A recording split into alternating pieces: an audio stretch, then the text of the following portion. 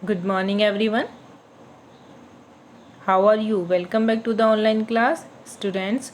In last class, I explained you the chapter number 2. Be courteous. I hope you understood this chapter. Students, today we will do exercise work of this chapter. Let's start. Fill in the words to make a list of 4 qualities of a courteous person. आपको देखिए ये fill-ups दिए हुए हैं, आपको इनमें ऐसे word को फिल करना है जो कि 4 क्वालिटीज़ को शो करता है अ कोर्टियस पर्सन। मतलब एक जो कोर्टियस पर्सन है, विनम्र व्यक्ति है, उसकी 4 क्वालिटीज़ को शो करता है। तो देखिए number 1 is consideration of for. Consideration मतलब ध्यान रखना, केयर करना। कंसीडरेशन फॉर सिक पीपल, बीमार लोगों की कंसिडरेशन करना, उनका ध्यान रखना, ठीक है, केयर करना। नेक्स्ट नंबर 2 इज़ यहाँ पर डैश मैनर्स। तो हमें क्या करना है, क्या करता है वो, मेंटेन गुड मैनर्स। वो अपने जो गुड मैनर्स होते हैं, उनकी हैबिट्स होती हैं, अच्छी हैबिट्स होती हैं, उसको क्या करता है, मेंटेन रखता है, उनको कभी भी क्या खोने नहीं देता है, अपने अंदर में गुड मैनर्स को हमेशा बना कर रखता है। Okay. Number 3 kindness in behaviour. अपने बिहेवियर में क्या है, काइंडनेस रखनी चाहिए, ठीक है।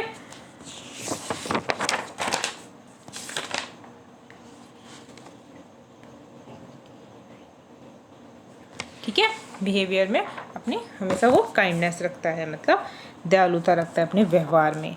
Number 4 is politeness towards. Politeness मतलब विनम्र रहना चाहिए, किसके प्रति, पेरेंट्स के प्रति, अपने पेरेंट्स के प्रति, एल्डर्स जो हमारे बड़े होते हैं उनके प्रति, एंड टीचर्स जो हमारे अध्यापक होते हैं, एक्सेट्रा। और भी बहुत सारे हैं, अपने फ्रेंड्स, यंगर ब्रदर्स सिस्टर्स, बहुत सारे लोग होते हैं ना, हमें उनके प्रति क्या रहना चाहिए, पोलाइट रहना चाहिए। ओके, विनम्र रहना चाहिए, प्यार से बात करनी चाहिए उनके साथ, ठीक है। अब देखिए हमारा नेक्स्ट वर्क आता है सी। बी के जो है, बी में कुछ क्वेश्चन है 3, उसके आंसर हमने नीचे किए हुए हैं, ठीक है। तो अभी हम सी करेंगे। Write few lines on what you feel by being courteous. आपको कुछ लाइन्स लिखने हैं कि आप बीइंग कॉर्टियस के प्रति, आप विनम्रता के प्रति क्या फील करते हैं कॉर्टियस पर्सन के प्रति। तो देखिए, एक courteous person is always good manner. जो कॉर्टियस पर्सन होता है उसमें क्या है, ऑलवेज गुड मैनर्स, अच्छी गुड मैनर्स होते हैं उसमें। Number 2 courteous person is always polite towards others. जो कॉर्टियस पर्सन होता है वो ऑलवेज पोलाइट होता है, विनम्र होता है, टूवार्ड्स अदर मतलब दूसरों के प्रति पोलाइट होता है। 3 courteous person is always kind towards other. और जो कॉर्टियस पर्सन है वो हमेशा काइंड होता है टूवार्ड्स अदर, दूसरों के प्रति काइंड होता है, काइंडनेस होती है उसके अंदर। Number 4 courteous person is always helpful to others. जो कॉर्टियस पर्सन होते हैं वो हमेशा दूसरों की हेल्प करने में आगे रहते हैं, एकदम हेल्प करते हैं। अगर किसी को हेल्प की नीड होती है तो वो एकदम उनकी हेल्प करते हैं, ठीक है। Number 5 is courteous person show your concern. वो अपना शो करते हैं अपना concern if someone is not well, नहीं यहाँ पर आएगा is well, no sorry not well, ठीक है, सॉरी कंफ्यूज हो गई।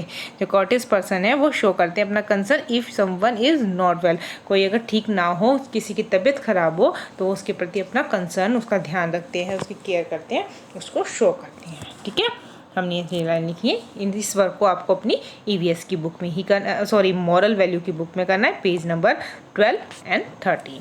ओके। अब देखिए यहाँ पर उसके क्वेश्चन आंसर्स है, वो मैंने आपको आगे नोट इसमें क्या वर्कशीट में कराया है, वर्कशीट के रूप में, ठीक है। ये देखिए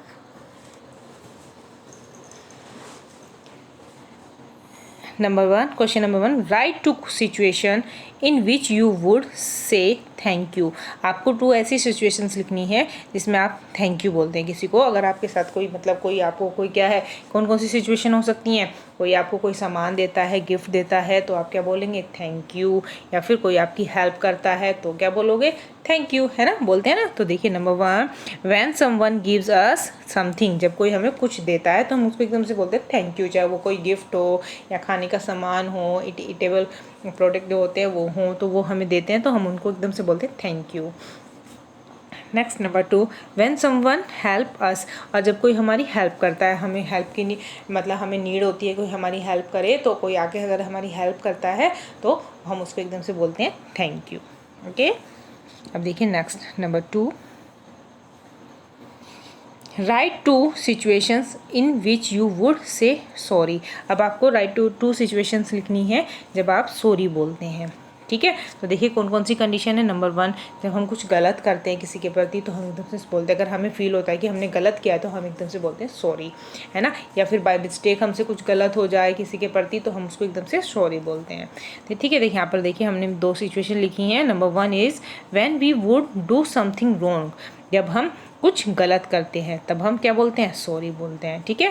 number 2, when we hurt someone, या फिर जब हम किसी को हर्ट कर देते हैं, कोई बात ऐसी बोल जाते हैं कि किसी को उससे क्या होता है, कोई हर्ट हो जाता है, ठीक है, तो हम उसको एकदम से सॉरी बोल देते हैं, ठीक है। अब आता है हमारा next number 3, write two situation in which you would say sorry please. अब आपको 2 सिचुएशन लिखनी है जिसमें आप प्लीज़ बोलते हैं। अभी हम किसी से कोई चीज़ हमें लेनी होती है तो बोलते हैं ना, प्लीज़ ये अपना ये सामान मुझे दे दीजिए, या फिर प्लीज़ मेरा ये काम कर दीजिए, है ना। तो देखिए हमने यहाँ पर क्या सिचुएशंस ली हैं, 1 second. Number 1 is when we want something from someone, जब हमें किसी से कुछ चाहिए होता है तब हम उनसे प्लीज़ बोलते हैं, please give me your pen, इस तरीके से, ठीक है। Number 2, when we want some favour for someone, और जब हम किसी से कोई फेवर लेते हैं तो हम कहते हैं ना, प्लीज़ मेरी हेल्प कर दीजिए, please give me my favour, आप मेरा प्लीज़ फेवर कर दीजिए, मुझे ये प्रॉब्लम है, मुझे आप इस सिचुएशन में बता सकते हैं मैं क्या कर सकता हूँ, या पढ़ाई में कि मुझे ये प्रॉब्लम है, आप मेरा प्लीज़ एक फेवर कर दीजिए, इस तरीके से। तो जब कोई हम किसी से फेवर मांगते हैं तो हम उसको प्लीज़ बोलते हैं, ठीक है। अब देखिए बेटा नेक्स्ट पार्ट है आपका D, वो है based on the story of Raman and Rajan, जो हमने आपकी चैप्टर 2 बी कोर्टिस की जो स्टोरी पढ़ी थी रमन और राजन के बारे में, ये उससे रिलेटेड क्वेश्चन आंसर्स हैं, आंसर, ठीक है। Question number 1 is why was Raman a happy boy, Raman एक हैप्पी बॉय लड़का क्यों था, क्यों था रमन, हमने पढ़ा था ना चैप्टर, क्या पढ़ा था, रमन और राजन क्या है, फ्रेंड होते हैं और वो एक दूसरे के नेबर भी होते हैं, और वो कहाँ पढ़ते हैं, सेम स्कूल में पढ़ते हैं और सेम क्लास में होते हैं, है ना। अब इसमें क्या है, but there is a lot of difference between them, और इन दोनों में क्या है, बहुत बड़ा डिफरेंस, बहुत ज़्यादा डिफरेंस होता है। क्या डिफरेंस होता है, रमन इज़ पोलाइट, रमन बहुत ज़्यादा पोलाइट होता है, एंड राजन इज़ एरोगेंट। तो यहाँ पर क्या लिखेंगे हम आंसर हमारा है बिकॉज रमन वाज पोलाइट, क्योंकि रमन जो था पोलाइट था, बहुत ज़्यादा विनम्र था, बहुत ज़्यादा स्वीट नेचर का था, ठीक है। अब आता है हमारा next question number 2, why was Rajan not appreciated by his classmate, जो राजन था उसको कोई उसकी क्लासमेट उसको अप्रिसिएट क्यों नहीं करती थी, तो क्यों नहीं करती थी, क्योंकि वो एरोगेंट था, अभिमानी था, किसी के साथ क्या है, मिसबिहेव करता था सबके साथ, किसी के साथ भी अच्छे से बिहेव नहीं करता था, किसी के प्रति पोलाइट नहीं था, किसी के प्रति उसके अंदर काइंडनेस नहीं थी। तो हमारा आंसर क्या है, हमारा आंसर है because Rajan was arrogant, because क्योंकि राजन क्या था, एरोगेंट था, मतलब अभिमानी था, एरोगेंट किसे कहते हैं, अभिमानी, ठीक है। वो हमेशा ना किसी का कोई सामान लेने से पहले वो परमिशन लेता था, ना किसी से प्लीज़ बोलता था, ना किसी को थैंक यू बोलता था, ना किसी को हर्ट करने पर सॉरी बोलता था, है ना।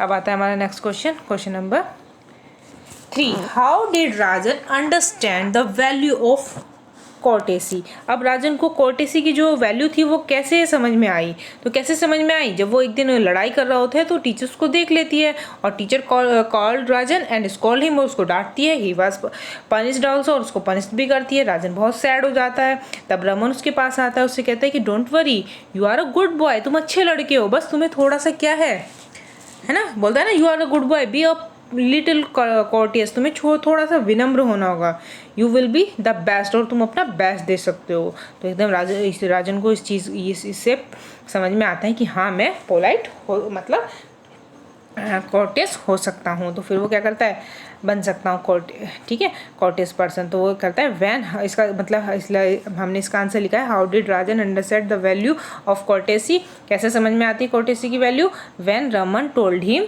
अबाउट कॉर्टियस, उसे जब रोमन कॉर्टिस के बारे में बताता है, अबाउट कॉर्टिस के बारे में बताता है, तब उसको रियलाइज़ होता है कि मैं भी कॉर्टिस पर्सन बन सकता हूँ, उसको रियलाइज़ होती है वैल्यू ऑफ कॉर्टेसी, ठीक है, कॉर्टेसी की वैल्यू उसको रियलाइज होती है। Question number 4, did Rajan change himself, क्या राजन ने अपने आप को चेंज किया, यस, उसके बाद राजन ने अपने आप को क्या किया, चेंज कर दिया, है ना। उससे क्या है, वो अपने आप से प्रॉमिस करता है ना, वो प्रॉमिस करता है ना, प्रॉमिस्ड हिमसेल्फ, राजन जो है वो क्या करता है, promised himself to be polite and courteous in future. और बहुत ही जल्दी, very soon everything around Rajan change, his parents started loving him, है ना, और ही मेड्स मैनी फ्रेंड्स, उसके बहुत सारे दोस्त हो जाते हैं, उसके टीचर्स और जो एल्डर्स हैं उसको अप्रिशिएट करते हैं, है ना। तो हमारा आंसर क्या होगा, हमारा आंसर होगा यस, राजन चेंज्ड हिमसेल्फ, राजन ने अपने आप को चेंज किया। I hope students you understood this work. Now you will do this work. Book का वर्क आपको बुक में करना है, पेज नंबर 12 एंड 13, और ये वर्क आपको नोटबुक में करना है नीटली और and learn it. Okay, bye bye students.